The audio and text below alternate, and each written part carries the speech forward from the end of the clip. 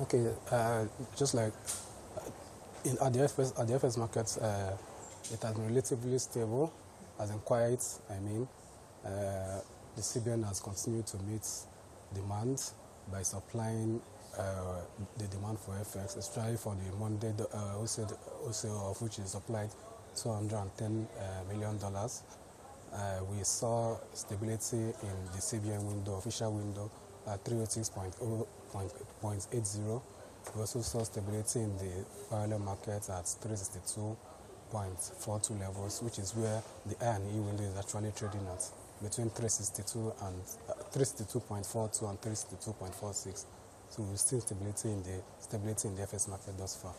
Now, talking about stability at the FX markets, now yesterday when the central bank governor, the MPC, a second day of the MPC meeting, was fielding questions from journalists, he did find himself defending the Naira, especially defending the multiple rate system, saying that the free float of the Naira would lead to capital flight. I guess he was reiterating that because that's been the stance of the CBN in the last year or two or so. He said that would lead to capital flight and, of course, a devaluation of the currency. So going forward, because we've seen this level of stability and at least predictability for the Naira, especially at the I&E window, can we then say that this is now our new normal going forward? We could see another year of this system. Okay, if we look at historical figures, we will notice that for last year, we used to have multiple exchange rate system. We used to have the FX rates, we have the I&E rates, and we have the CBN official window rates. Each of them had different rate levels. But towards the end of last year, we noticed that it was found out that the NFX and the NFS were actually harmonized. So now we only have two types of rates, which is the CBN rate and the NFX rate.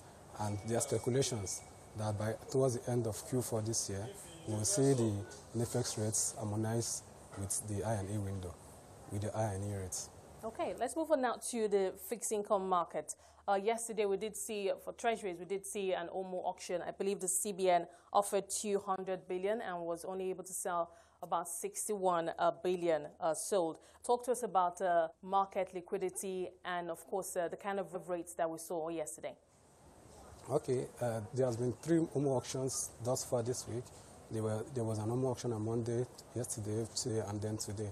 On Monday, they actually offered 350 billion and sold 179.71 billion. Yesterday, as you already said, they offered 200 billion and they sold 60.71 billion. Today, they offered 150 billion and they sold 64.77 billion at the same rates of 11.9, 13.5, and 15% for the short, medium, and long-term tenors, respectively.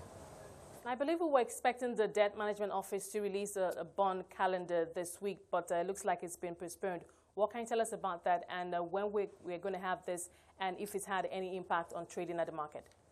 Okay, market has been quiet in the bond in the bond space, owing to the fact that people have been expecting the government to release the calendar for the bond, but that is yet to take place. And there are rumors that it will be released next week or next day, and the market expectation is that it will be a sizable one, and that also means that we will also be expecting the January auction to be floated next week. What is your forecast for trading in the first quarter in terms of the kind of effective use that we could see, and how traders, how the big guys, the institutional investors, the pension fund managers, how they're going to play the market in the first quarter of this year? Okay, so thus far, because of the expectations of the market, people have always been investing in the short term, and we see that to be what will be played out until after the election. So no one wants to take risk on the longer end of the curve.